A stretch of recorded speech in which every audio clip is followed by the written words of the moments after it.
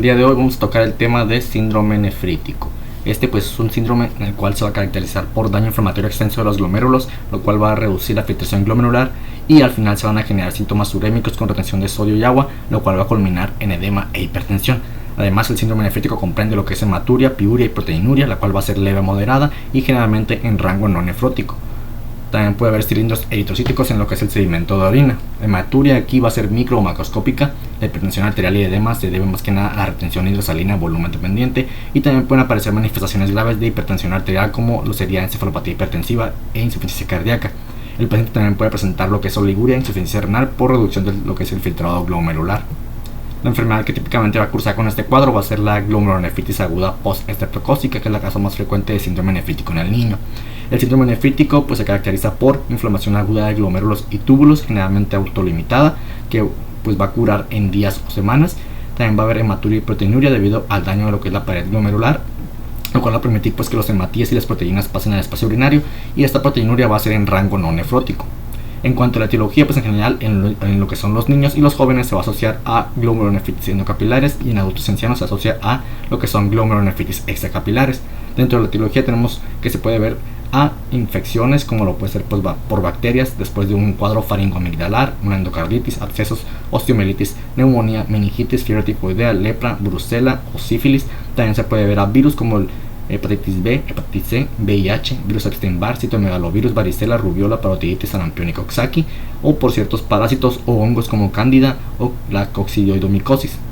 También pueden ser primarias, como lo sería la glomerulonefritis endocapilar, la extracapilar y la mesangiocapilar, o debidas a enfermedades sistémicas como lupus, lo que sería la crioglobulinemia, vasculitis necrosantes, síndrome de Goodpasture, el síndrome hemolítico urémico, la púrpura trombótica trombocitopénica, o en otros casos también pueden aparecer como nefritis tubulointersticial aguda inmunológica, nefritis post-radiación, nefritis asociada a lo que es el síndrome de Guillain-Barré, entre otros, Vamos a ya empezar con las diferentes etiologías. Vamos a mencionar por lo que sería la glomerulonefritis post-estreptocócica. Esta es la causa más frecuente de glomerulonefritis aguda en todo el mundo. Va a ocurrir principalmente en países no desarrollados, aunque su frecuencia ha ido disminuyendo.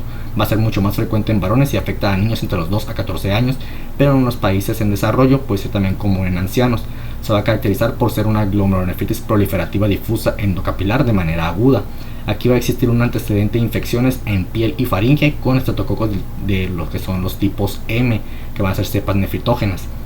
La incidencia aquí en niños infectados durante una epidemia de estreptococo del grupo A va a ser de 5 a 10% en faringitis y de 25% en impétigo. Va a ser mediada por mecanismos inmunitarios en los cuales van a intervenir antígenos estreptocócicos, inmunocomplejos circulantes y lo que es la activación del complemento. Se va a producir tras un periodo de latencia pasada la infección y está relacionada con lo que es un mal procesado de antígenos de la pared bacteriana del estreptococo. Va a haber aquí dos factores importantes en lo que es la patogenia. Aquí pues determinados antígenos de lo que es el estreptococo van a inducir lo que es inmunocomplejos circulantes de tipo IgG que van a activar el complemento, y que al depositarse en diferentes zonas del glomérulo van a producir lesión de este. También determinados antígenos estreptocócicos nefritógenos pueden atravesar lo que es la membrana basal glomerular y alcanzar por sí mismos lo que sería el subepitelio. Se van a unir con un anticuerpo, van a formar inmunocomplejos in situ y van a activar lo que es el complemento. Algunos de los más estudiados van a ser la exotoxina pirógena estreptocócica B y lo que es el receptor de la plasmina de nefritis. La biopsia en este síndrome nefrítico, en esta glomerulonefritis, va a mostrar hipercelularidad de células mesangiales y endoteliales, infiltrados de polimorfonucleares en glomérulos, depósitos inmunitarios granulosos subendoteliales de IgG, IgM y ciertas fracciones de complemento, y lo que serán depósitos subepiteliales.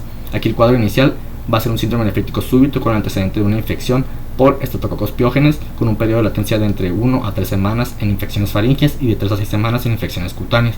Este periodo de latencia va a ser clave para diferenciarlo de lo que será una nefropatía por IgA, en la cual pues la hematuria va a coincidir también con lo que sería una infección. Va a existir hematuria, piuria, edema, hipertensión arterial e insuficiencia renal oligúrica. El 50% de los pacientes va a padecer cefalea, malestar general, anorexia y dolor en lo que sería un costado. Esto más que nada por el edema de la cápsula renal.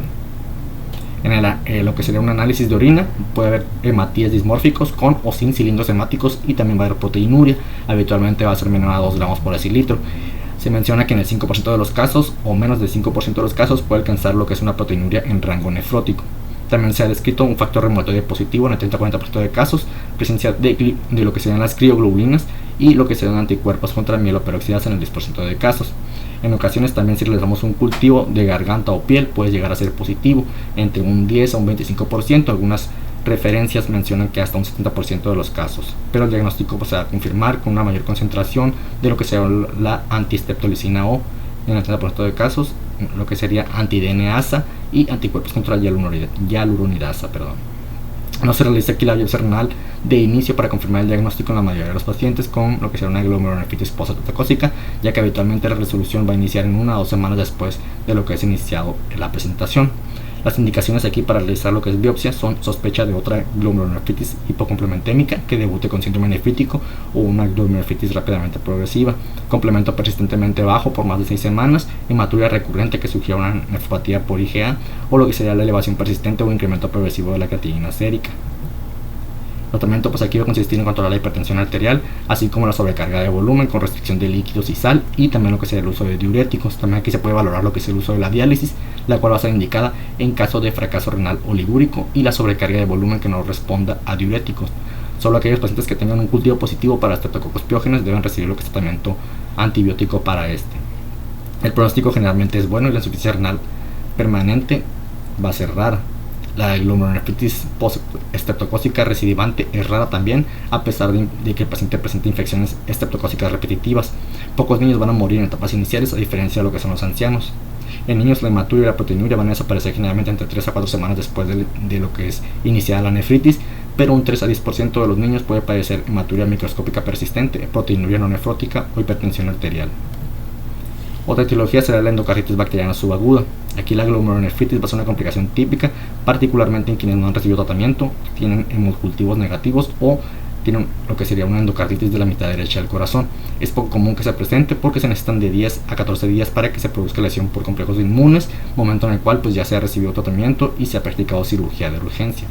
Consiste pues en lo que sería hematuria, piuria, proteinuria, hipertensión arterial o lo que sería una glomerulonefritis rápidamente progresiva. A menudo se va a observar anemia, aceleración de la BCG o lo que sería hipocomplementemia, y puede haber niveles altos de proteína C reactiva, factor reumatoide, anticuerpos antinucleares y lo que sean crioglobulinas.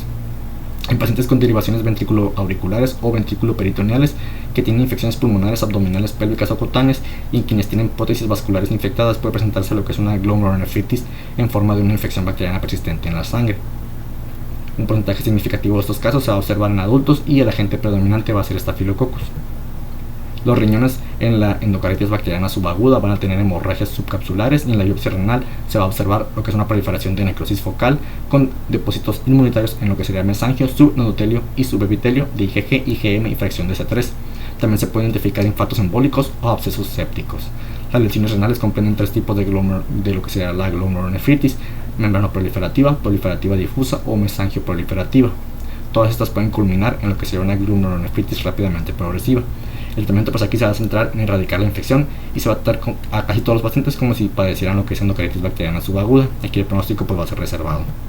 También tenemos otra etiología que será la nefritis lúpica. Esta es una complicación grave y frecuente de lo que es el lupus eritematoso sistémico, hasta en el 66 a 90% de casos, siendo el mayor factor de riesgo de mortalidad global en estos pacientes que tengan lupus. Es prevalente en mujeres con una relación a 9 a 1, con una incidencia máxima a los 25-30 años de edad, y presenta mayor gravedad en adolescentes de raza negra. El daño renal se debe a depósito de complejos inmunes circulantes que activan la cascada de complemento, generando una lesión mediada por complemento, infiltración leucocítica, activación de lo que son factores procoagulantes y liberación de citocinas, y también se puede deber a formación de inmunocomplejos de manera in situ. Esos inmunocomplejos contienen diferentes antígenos como lo puede ser ADN, histonas, restos de núcleos celulares, componentes de la membrana basal glomerular. Se van a localizar en lo que es el mesangio, subendotelio y subepitelio, y se menciona también que en algunos casos la presencia de estos anticuerpos antifosfolípidos va a desencadenar lo que es la microangiopatía trombótica. Se va a caracterizar pues la nefritis lúpica por proteinuria en rango variable, microhematuria, hipertensión arterial, insuficiencia renal y sedimento urinario activo con cilindros eritrocíticos. También aquí pues es importante encontrar lo que es la clínica external del lupus para corroborar pues aquí el diagnóstico de este. Los anticuerpos contra el DNA de doble cadena que fijan complemento van a indicar nefropatía, y es frecuente también observar hipocomplementemia en el 70-90% de casos, y muchas veces pues este descenso del complemento nos anuncia una exacerbación. La nefropatía lúpica se debe clasificar según los resultados de la biopsia renal. Aquí en la clasificación actual de la International Society of Nephrology, Renal Pathology Society, se van a diferenciar 6 clases, del 1 al 6, y va a orientar al pronóstico y tratamiento. Tenemos la clase 1, que es mesangial mínima, la clase 2, proliferación mesangial, la clase 3, hay nefritis focal, clase 4, nefritis difusa, la clase 5, nefritis membranosa, y la clase 6, hay una nefritis esclerótica. En la clase 1 pues hay una estructura histológica normal del glomérulo con depósitos mínimos de lo que sería el mesangio. Hay una clínica mínima y una función renal normal. En la clase 2 hay complejos inmunitarios en mesangio con proliferación mesangial, una clínica mínima y función renal normal. En la clase 3 pues, va a haber lesiones focales con proliferación o cicatrices que a menudo van a abarcar solo un segmento del glomérulo. Va a haber también depósitos inmunes subendoteliales y pues, tiene una evolución más variable, ¿no? El 25-33% de los casos va a desarrollar hipertensión arterial, sedimento urinario activo y proteinuria dentro de los límites nefróticos. En el 25% de los casos se va a elevar lo que sea la creatinina sérica. Es frecuente también que lo que sería pues esta nefritis de clase 3 evolucione hacia lo que es una nefritis difusa, que sería una nefritis de clase 4. La nefritis de clase 4 va a haber lesiones proliferativas difusas y globales que se extienden en la mayoría de lo que son los glomérulos, más del 50% de los casos. Va a haber depósitos inmunes subendoteliales, también puede haber anticuerpos contra DNA, hipocomplementemia, hematuria, proteinuria, hipertensión arterial, hipofunción renal y cilindros eritrocíticos. En la nefritis de clase 5 va a haber depósitos inmunitarios subepiteliales con distribución membranosa, pueden presentar una proteinuria en rango nefrótico y la función renal al inicio va a ser normal, pero se va a ir deteriorando. También aquí hay predisposición a complicaciones trombóticas como sería la trombosis de la vena renal. En la nefritis clase 6 pues ya hay más del 90% de glomérulos escleróticos y pues ya es una nefropatía terminal con fibrosis intersticial. Esta va a ser el estadio final de lo que será la nefropatía lúpica. Aquí tenemos pues una imagen donde se muestra los hallazgos en la microscopía óptica, lo que son los depósitos que se van a presentar y la clínica en cada una de las clases. Ante datos analíticos de nefropatía lúpica se debe realizar biopsia renal. La biopsia está indicada en pacientes con una proteinuria mayor a 500 mg por día, sedimento urinario activo con hematuria y cilindros celulares, y lo que será el aumento de creatinina sérica no claramente atribuible a otro mecanismo. En todos los pacientes con lupus eritematoso se va a recomendar el tratamiento con cloroquina, a no ser que esté contraindicado, y el tratamiento de los brotes graves de nefritis lúpica se va a basar en bolos de corticosteroides e inmunosupresores como sería ciclofosfamida o micofenolato. En el tratamiento de mantenimiento se van a usar corticosteroides a dosis bajas asociados a inmunosupresores en pauta descendente. En casos de nefritis lúpica refractaria puede ser también aquí el uso de lo que sea rituximab. El 10% de los casos de pacientes con nefropatía lúpica va a desarrollar insuficiencia renal crónica. También tenemos aquí otra etiología, que como sería la glomerulonefritis membranoproliferativa. También es llamada glomerulonefritis mesangiocapilar o lobular. Se supone el 7 a 10% de casos de glomerulonefritis confirmadas por biopsia va a ser rara en estadounidenses de raza negra, y el ataque idiopático suele iniciar en la niñez o en comienzos de la edad adulta. Se debe al depósito de inmunoglobulinas, factores de complemento o ambos en el mesangio y en la pared capilar glomerular. Se clasifica en primaria y secundaria, y en la mayoría de los casos se va a identificar una causa, generalmente una infección por virus hepatitis C. La microscopía óptica va a mostrar hipercelular mesangial, proliferación endocapilar y remodelado de paredes capilares con la formación de dobles contornos. Existen 3 tipos según la localización de los depósitos en la microscopía electrónica. El tipo 1 va a ser la más frecuente, suele acompañar hepatitis C de manera persistente, enfermedades autoinmunitarias como lo puede ser lupus o enfermedades neoplásicas. Se va a deber al depósito subendotelial y mesangial de inmunocomplejos circulantes en lo que será el glomérulo o de su formación in situ. Es la más proliferativa y va a mostrar proliferación mesangial con segmentación lobulillar en lo que será la biopsia renal e interposición de mesangio entre la membrana basal capilar y las células endoteliales, con lo que surge un doble contorno. Las tipo 2 y 3 por lo general son idiopáticas, excepto cuando haya presencia del factor nefrítico C3 y en lo que será la lipodistrofia parcial, así como en la deficiencia del receptor de complemento. Los factores nefríticos son autoanticuerpos que estabilizan la convertasa de C3, permiten que se active el C3 sérico. También puede haber alteraciones adquiridas o genéticas en la vía alterna del complemento. Tipo 2, aquí este tipo pues va a presentarse con disminución de C3 y engrosamiento de la membrana de lo que sería la membrana basal por depósitos densos y de C3, por lo cual se va a hallar o se va a denominar como enfermedad de depósitos densos. El ovillo glomerular muestra una imagen lobulillar, rara vez se producen depósitos intramesangiales y por lo general no se van a detectar depósitos subendoteliales. La tipo 3, pues aquí se caracteriza por depósitos mesangiales, subendoteliales y subepiteliales. La proliferación es menos frecuente y suele ser focal y rara vez va a haber interposición mesangial, y los depósitos subepiteliales se van a desarrollar a lo largo de todo lo que son los segmentos ensanchados de la membrana basal glomerular. Actualmente pues se va a evitar la clasificación por la localización de los depósitos y se prefiere clasificarlos en base a los depósitos en función de los hallazgos de la inmunofluorescencia en lo que sería glomerulonefritis membranoproliferativa mediada por inmunocomplejos o mediada por complemento, que esta pues va a ser menos frecuente. Los pacientes con una glomerulonefritis membranoproliferativa clásica frecuentemente se van a presentar con un síndrome nefrótico impuro, en la cual va a existir hematuria glomerular y puede existir una insuficiencia renal. Sin embargo, la presentación en el curso clínico puede ser muy variable, con hematuria asintomática, proteinuria, síndrome nefrítico agudo, síndrome nefrótico, una glomerulonefritis rápidamente progresiva. También aquí va a existir lo que es piuria, fatiga y malestar, y también va a ser frecuente lo que es la hipocomplementemia. Los factores de mal pronóstico van a ser síndrome nefrótico, hipertensión arterial e insuficiencia renal. El diagnóstico se va a realizar en base al patrón histológico en la biopsia. Por ejemplo, si tenemos una biopsia con depósito de inmunoglobulinas, podemos sospechar que se debe a infecciones, ganopatías o autoinmunidad. Si tenemos una biopsia con depósito de C3, vamos a pensar en anomalías de la vía alterna del complemento. En cuanto al tratamiento, pues en presencia de proteinuria tenemos que administrar YECAS o ARA2. Los corticosteroides también van a ser eficaces en lo que sería la glomerulonefritis membranoproliferativa primaria, en particular en niños, así como también se puede utilizar aquí la plasmaféresis y los inmunosupresores.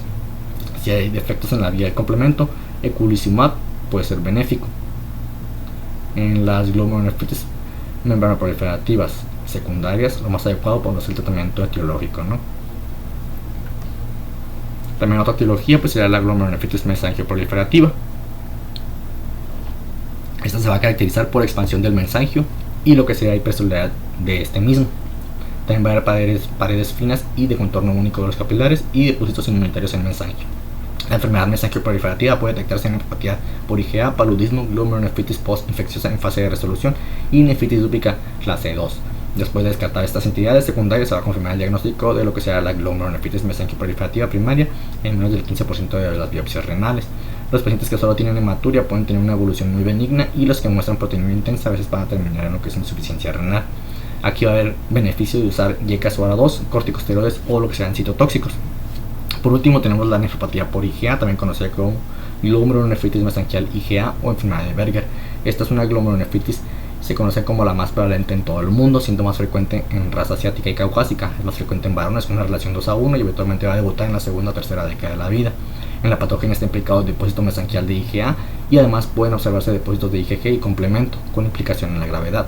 Los factores que van a favorecer el depósito de IgA a nivel glomerular van a ser los siguientes: la alteración en el patrón de glucosilación de IgA1 en puentes de galactosa, siendo reconocida por el sistema inmune como un autoantígeno, una mayor síntesis de lo habitual de esta IgA defectuosa por la médula ósea, y la exposición a antígenos relacionados con las mucosas, donde hay depositada gran cantidad de IgA, favoreciendo así lo que es la formación de inmunocomplejos circulantes que se van a depositar en lo que es el mesangio glomerular. En pacientes también con alteraciones a nivel del sistema reticuloendotelial, por ejemplo pacientes con cirrosis, la disminución del aclaramiento hepático de lo que serían estos inmunocomplejos circulantes de IgA a través de este sistema reticuloendotelial puede provocar la enfermedad por nefropatía de IgA, incluso cuando no haya un defecto en lo que es la glucosilación de esta inmunoglobulina. Una vez que estos depósitos de inmunoglobulina alcancen el mesangio, van a producir activación de células mesangiales y activación del complemento, y van a generar daño renal progresivo y hematuria como la principal clínica. Los pacientes con nefropatía IgA van a presentar uno de los siguientes patrones clínicos. El 40 al 50% de los casos va a presentar brotes de hematuria macroscópica tras infecciones respiratorias, infecciones del tracto genital, infecciones del tracto gastrointestinal o un esfuerzo físico intenso. Va a ocurrir en las primeras 24 horas, y aquí lo más característico va a ser una amigdalitis bacteriana o infecciones virales respiratorias. El 30 a 40% de los casos va a presentar una hematuria microscópica que se va a acompañar frecuentemente de proteinuria, que puede ser leve a moderada, y menos del 10% de casos va a presentar lo que es un síndrome nefrótico o una glomerulonefritis rápidamente progresiva. En la mayoría de pacientes con nefropatía IgA solo va a existir afectación renal, aunque tiene ciertas asociaciones con otras patologías, como lo puede ser cirrosis, principalmente alcohólica, que es la causa más frecuente de nefropatía IgA secundaria, debido más que nada a un defecto en la eliminación de inmunocomplejos de IgA a nivel hepático, con enfermedad celíaca por formación de anticuerpos antigliadina de tipo IgA, y con otras enfermedades como VIH, dermatitis herpetiforme, artritis seronegativas, carcinoma de células pequeñas, linfoma de células T, enfermedad inflamatoria intestinal, TB diseminada y bronquiolitis obliterante. El diagnóstico se va a basar en la clínica y en los laboratorios, y en el 30 a 50% de los casos se puede presentar lo que es aumento de IgA sérica. Sin embargo, este no es lo suficientemente específico para hacer el diagnóstico. Aquí no suele existir hipocomplementemia, probablemente porque la activación va a ser leve y el consumo no va a acceder a la síntesis hepática. El diagnóstico de certeza solo se va a conseguir con la biopsia renal. Dado aquí el buen pronóstico que tiene la nefropatía por IgA, la biopsia se va a reservar solo para pacientes con factores de mal pronóstico, como lo puede ser proteinuria persistente por más de 24 horas, más de 1 gramo 24 horas, insuficiencia renal o hipertensión arterial. No va a existir un tratamiento específico para la nefropatía por IgA y el manejo va a consistir en controlar la presión arterial y la proteinuria con YKSUARA2. Aquí los corticosteroides también se pueden utilizar en pacientes con proteinuria mayor a 1 gramo por día. La inmunosupresión, corticosteroides con o sin ciclofosfamida o azatioprina, y lo que sería la plasmaféresis se pueden reservar para pacientes con deterioro rápido de la función renal. La amidalectomía también puede ser benéfica en pacientes con faringitis de repetición. Esta generalmente va a ser una enfermedad benigna en la mayoría de los pacientes. Sin embargo, un 5-30% de los casos van a presentar lo que es pues una remisión completa, ¿no? En pacientes con factores de mal pronóstico, el riesgo de progresión de enfermedad renal crónica terminal es del 20% a los 10 años. Y aquí se menciona que los brotes de hematuria macroscópica sin proteinuria van a ser de buen pronóstico. Ese era todo lo que es el síndrome nefrítico, y en otra ocasión vamos a hablar sobre lo que sería el síndrome nefrótico.